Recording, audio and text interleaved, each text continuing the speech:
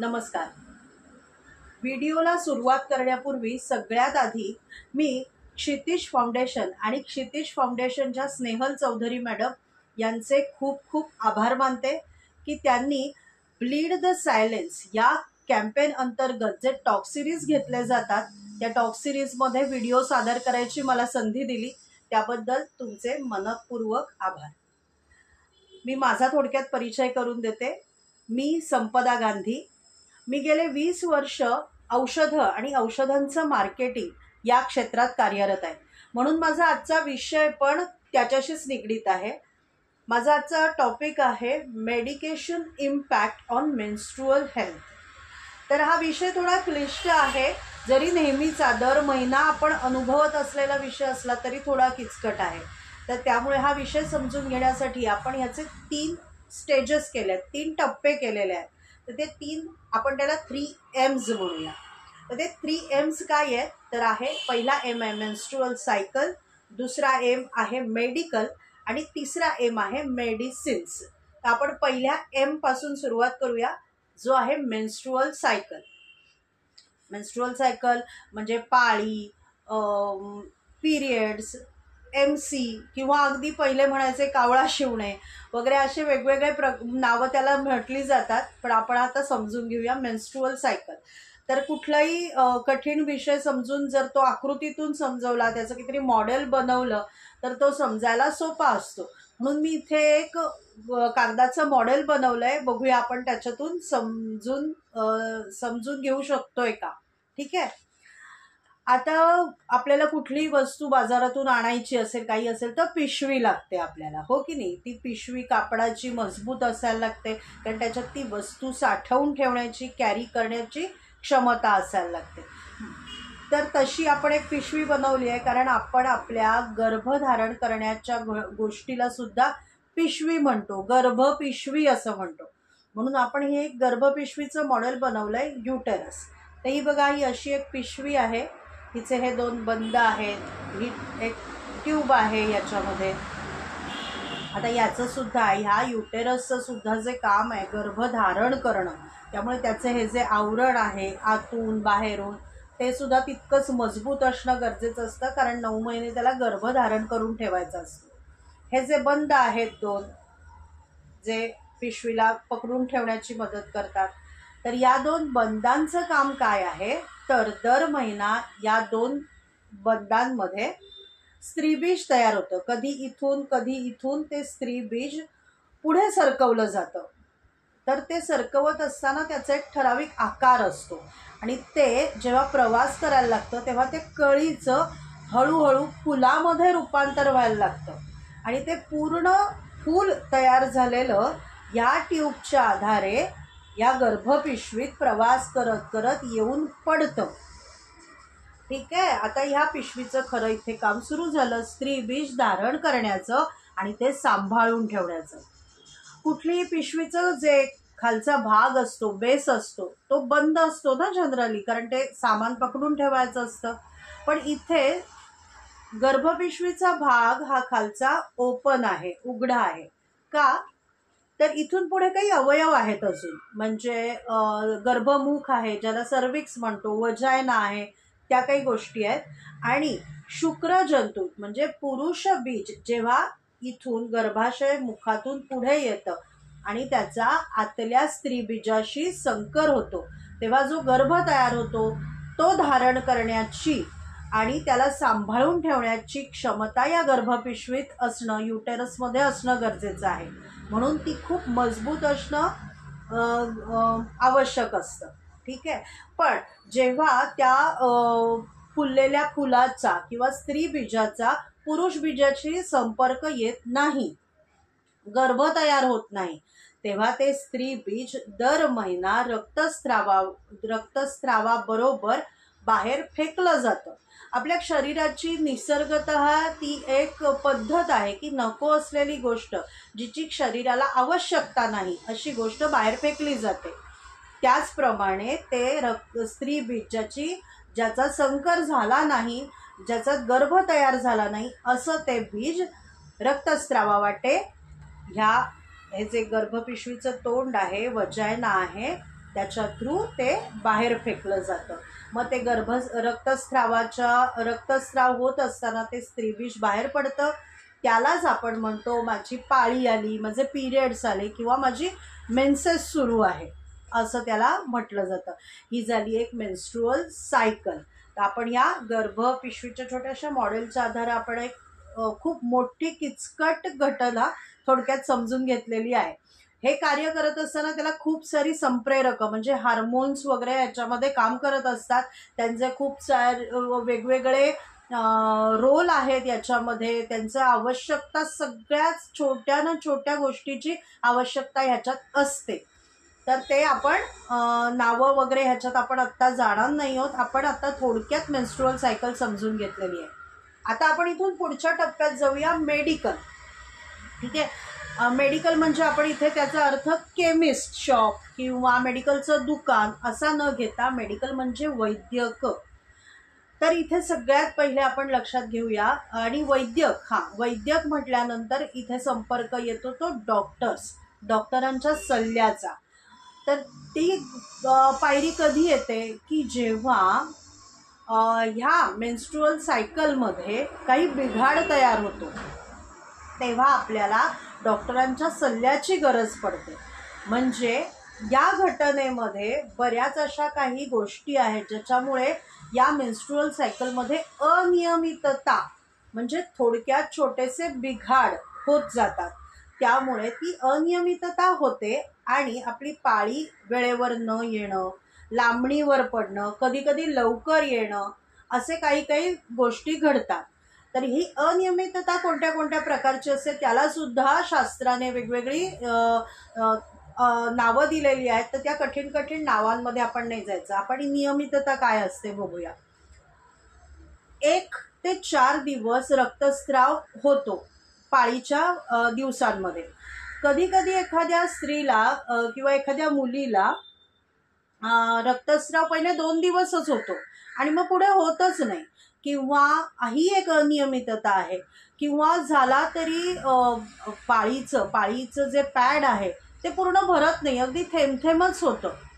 तर तो सुद्धा एक अनियमितता किंवा एक पाळीमध्ये येणारा बिघाड आहे. किंवा कधी कधी खूप चिकट रक्तस्राव होतो, तर हा सुद्धा एक पाळीतला बिघाड आहे. आणि कधी कधी काही स्त्रियांना खूप रक्तस्राव होतो, म्हणजे 1 ते 4 दिवस ही मर्यादा ओलांडून 9, 10, 15 दिवस सुद्धा रक्तस्राव होतो. तर ही सुद्धा एक पाळीतली अनियमितता आहे. मग हे सगळं जेव्हा अनियमितता घडते तेव्हा आपण काय करायचं. तर काय करतो आपण जनरली, माझ्या आईला पण असाच त्रास होता, माझ्या बहिणीलाही असाच त्रास होता, आमच्या शेजारच्या काकूंना पण असंच व्हायचं. मग ते आपल्याला येऊन काहीतरी सांगतात, तू असं कर, तू तसं कर, हे बघ मी हेच औषध वापरलं होतं, तू पण असंच वापर. तर असं आपण काहीही करायचं नाही. ही अशा प्रकारची कुठलीही अनियमितता, बिघाड आपल्या पाळीमध्ये आढळला तर सगळ्यात आधी काय करायचंय तर डॉक्टरांचा सल्ला इथे घ्यायचा आहे. आपण नेहमी जे डॉक्टर आपले आहेत, ताप सर्दी खोकल्याचे ज्याच्यासाठी आपण जातो त्यांच्याकडे तुम्ही जाऊ शकता. आणि मग छोटासाच काही बिघाड असेल तर ते औषध देतात. पण अजून काही चिकित्सा करण्याची, तपासण्या करण्याची गरज असेल तर ते तुम्हाला स्त्रीरोग तज्ज्ञांकडे जायचा सल्ला देतात. तर आपण स्त्रीरोग तज्ज्ञांकडे जायचंय, ते सुद्धा आवश्यक त्या चाचण्या तपासण्या करतात. आणि मग आपल्याला जर काही औषधांची गरज असेल तर ती औषधं लिहून देतात आणि आपण ती औषधं घेतो. तर इकडे आपण मेडिकल बद्दल बोललो. तर आता आपण आपल्या तिसऱ्या भागामध्ये जाणार आहोत, मेडिसिन्स. तर ह्या सगळ्या गोष्टींसाठी म्हणजे जेव्हा ह्या अनियमितता घडत असतात ना, ते कसं असतं की प्रत्येक गोष्ट ही स्त्रीची पाळी जेव्हा सुरू होते त्याच्या भरपूर आधीपासूनच त्या शरीराची जडणघडण झालेली असते. म्हणजे स्त्री त्या मुलीचा, ती लहान असताना त्या मुलीचा आहार काय आहे, तिचं आजूबाजूचं वातावरण काय आहे, नंतर ती काय गोष्टी वाचतीये, काय गोष्टी बघतीये, याच्यावर सुद्धा त्या मुलीच्या पाळीच्या नियमितता किंवा अनियमितता ही दोन्ही ठरत असते. मग असं झाल्यानंतर समजा नियमित पाळी येते मग काही प्रश्नच नाही, पण अशा काही अनियमितता झाल्यानंतर जेव्हा डॉक्टर आपल्याला औषधं लिहून देतात तर मग आपण काय करतो, तर आपण त्या मेडिकलमध्ये केमिस्टच्या दुकानात जाऊन ती औषधं विकत घेतो. तर तुम्हाला माहिती आहे डॉक्टरांचं त्यांच्या नावाचं, हॉस्पिटलच्या नावाचं त्यांचं एक प्रिस्क्रिप्शन असतं. ठीक आहे, त्या प्रिस्क्रिप्शनवर नाव लिहिलेलं असतं आणि पुढे म्हणजे औषधाचं नाव लिहिलेलं असतं, ती दिवसातनं किती वेळा घ्यायचे ते लिहिलेलं असतं आणि किती दिवस घ्यायचे ते लिहिलेलं असतं. तर जेव्हा आपला सर्दी खोकला तापा किंवा दुसऱ्या कुठल्या आजारांच्या ज्या 3 दिवस 5 दिवस घ्यायच्या गोळ्या असतात त्या असतात, पण खास करून जेव्हा मेन्स्ट्रुअल सायकल किंवा पाळीच्या गोळ्या लिहिलेल्या असतात त्या 3-5 दिवसाच्या नसतात, तर त्या 15 दिवस 10 दिवस किंवा त्यापेक्षा जास्त सुद्धा असू शकतात. तर आपली सगळ्यांचीच एक मानसिकता आहे किंवा नेहमीची टेंडन्सी आहे, आपण औषधं घ्यायचा खूप कंटाळा करतो. ते 3-5 दिवस सुद्धा घ्यायला आपल्याला त्रास होतो. आपण 5 दिवस किंवा 10-15 महिनाभर कसं काय घेणार? तर मैत्रिणींनो, जो बिघाड आपल्याला लहानपणापासून झालेला आहे तो 3-4 दिवसाच्या औषधांनी बरा होईल का सांगा बरं? तर आपल्याला ती औषधं खूप दिवस घेणं गरजेचं आहे, म्हणजे 10 ते 15 दिवस ते 1 महिना किंवा त्यापेक्षा जास्त सुद्धा. तर ती डॉक्टरांनी जितके दिवसाची गोळी, जितके दिवसाचं सिरप किंवा जितके दिवसाच्या पिल्स लिहून दिल्या आहेत त्या तितके दिवस घेणं गरजेचं आहे, तरच तुमचा तो आजार बरा होणार आहे. तर इकडे तुम्ही कुठल्या डॉक्टरांकडे जाता, म्हणजे कुठल्या पॅथीच्या, होमिओपॅथी, ॲलोपॅथी, आयुर्वेदिक आणि आयुर्वेदिक या 3 पॅथीजपैकी कुठल्या डॉक्टरांकडे जातात त्याप्रमाणे त्या डॉक्टरांचा डोसेसचं शेड्यूल असतं, तर ते त्याप्रमाणे आपल्याला फॉलो करायचं आहे. आयुर्वेदिक डॉक्टरांकडे गेलात तर ते काही जे काढे, आसव, अरिष्ट गोळ्या लिहून देतात, तर त्यांचं औषधं घेण्याचा कालावधी थोडा जास्त असतो, म्हणजे कधी कधी महिना, 2 महिने, 3 महिने, 6 महिन्यापर्यंत पण असतो. तर आपण कंटाळा न करता ती आसव, अरिष्ट किंवा काढे, गोळ्या जे काही लिहून दिलंय ते त्या प्रमाणात त्याच पद्धतीने घ्यायचं आहे. काही काही गोळ्या आणि काही काही औषधं म्हणजे काढे वगैरे कोमट पाण्यात न घ्या असंच डॉक्टर सांगतात, काही काही अंशपोटी घ्या सांगतात, रात्री झोपताना घ्या सांगतात. तर ते नीट लक्षात ठेवायचं आहे आणि त्याच पद्धतीने आपल्याला ते औषध घ्यायचं आहे, कारण ते औषध बनवताना त्याची ती पद्धत बनवलेली असते. जर तुम्ही ते तसं नाही घेतलं तर त्याचा जो अपेक्षित परिणाम आहे तो साधला जाणार नाही, आणि तो साधला नाही गेला तर तुम्हाला जी अडचण मेन शरीरात तयार झालेली आहे, व्याधी, ती दूर होणार नाही. म्हणून तो डोस, ते ड्युरेशन औषधाचं ते तितक्या दिवसात त्याच पद्धतीने पूर्ण करायचं आहे. इकडे मी जरी 20 वर्ष मेडिकल रिप्रेझेंटेटिव्ह म्हणून मी काम करत असले तरी लक्षात घ्या, मी कुठल्याही गोष्टीचं किंवा कुठल्याही औषधाचं नाव सांगणार नाही आहे की हे इतकं घ्या, हे औषध घ्या तुम्हाला बरं वाटेल वगैरे, कारण तो माझा प्रांत नाही. मी माझा फक्त काही अनुभव आणि मला जितक्या गोष्टी समजतात तितक्याच तुम्हाला सांगू शकते. तर मग मी जेव्हा अनुभवांबद्दल इथे बोलते तेव्हा मला फार मजेशीर अनुभव येतात डॉक्टरांची भेटताना. मी 20 वर्ष गेले जेव्हा खूप साऱ्या स्त्रीरोग तज्ज्ञांना भेटलेले आहे आणि त्यांच्याकडे वेटिंग मध्ये म्हणजे त्यांच्या व्हिजिटची वाट बघत थांबलेली असताना खूप पेशंट्सना बघते. त्यातले बरेचसे पेशंट ना बरेचदा आधीच कुठल्या कुठल्या डॉक्टरांकडनं जाऊन आलेले असतात. ते या डॉक्टरांनी बरं नाही वाटलं म्हणून मी या डॉक्टरांकडे आले. तर हे जे बरं न वाटणं आहे ना, की मला बरं नाही वाटलं त्या औषधामुळे, ते बरेचदा काय होतं, आपण एकतर आपल्याला कुठल्या औषधांची ॲलर्जी आहे, कुठल्या गोळ्या सूट नाही झाल्या हे पूर्णपणे डॉक्टरांना सांगत नाही, आपण त्यातसुद्धा लाजतो. तर डॉक्टरांशी काहीच न लाजता सगळं जे काही तुम्हाला वाटतंय ते डॉक्टरांना सांगणं गरजेचं आहे, तरच ते तुम्हाला योग्य औषध लिहून देणार आहे. ठीक आहे. आणि शिवाय आपण त्यांनी दिलेली औषधं रेग्युलर घेतलेली नसतात आणि म्हणून आपल्याला त्याचा परिणाम झालेला नसतो डॉक्टरचा. पण आपण काय करतो, ते औषध पूर्ण करायच्या ऐवजी आपण डॉक्टरच बदलतो. तर तसं न करता आपल्या डॉक्टरांवर पूर्ण विश्वास हवा. त्यांनी दिलेली औषधं आपण त्या डोसप्रमाणे आणि त्या योग्य कालावधीत पूर्ण करणं गरजेचं आहे.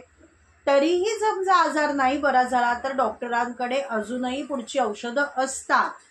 हां, तर ते तुम्हाला त्याच्या पुढची काही औषधं लिहून देतील, पुढच्या चाचण्या सजेस्ट करतील, तपासण्या सांगतील, तर ते आपण तसं करायचं आहे.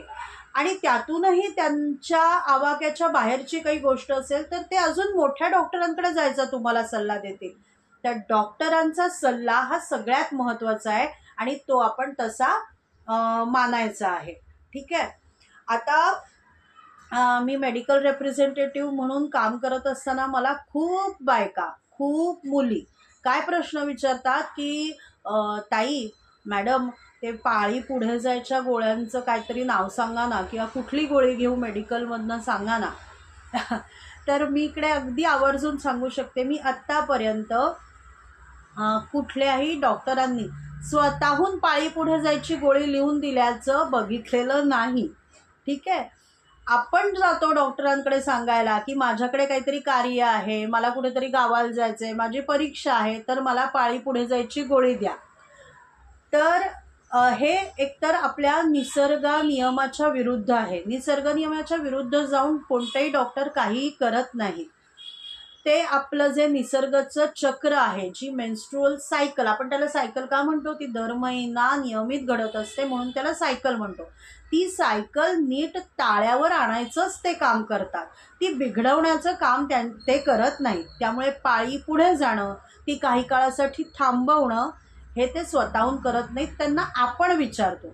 तरी काही डॉक्टरांनी समजा लिहून दिलंच नाही त्यावर औषध की त्यांनी, तर आपण मेडिकलमध्ये जातो, त्या मेडिकलवाल्याला सांगतो की मला असं असं पाळी पुढे जायचं औषध दे. तो त्याला सवय असते द्यायची, मग तो ते औषध देतो. आपला नेहमीचा मेडिकलवाला असेल तर तो कदाचित योग्य औषध देईल सुद्धा, पण चुकून एखादा नवीन मुलगा आहे, त्याच्याकडे आलेला कोणीतरी नवीन स्टाफ आहे, त्याला योग्य औषध माहीत नाही आणि तुम्हाला चुकीचं औषध दिलं गेलं, तर विचार करा त्याचे परिणाम किती वाईट तुमच्या शरीरावर होणार आहे. बरं, हे परिणाम ॲलर्जीपासून ते हेवी मेन्स्ट्रुअल फ्लो म्हणजे अति रक्तस्राव होण्यापर्यंत सुद्धा होऊ शकतात.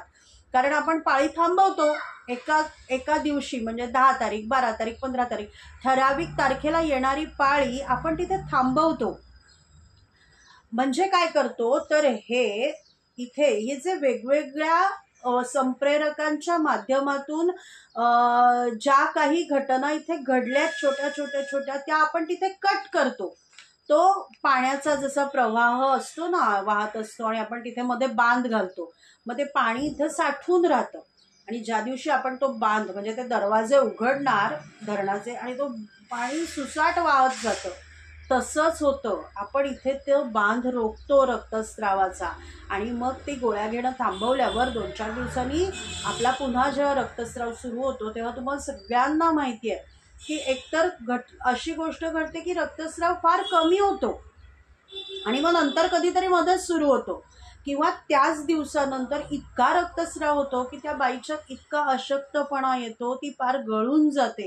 तुमच्यासुद्धा माहितीत अशा कितीतरी बायका असतील ज्या गोळ्या घेतल्यानंतर नंतर जेव्हा पाळी येते तेव्हा त्या अक्षरशः अर्धमेल्या झालेल्या असतात.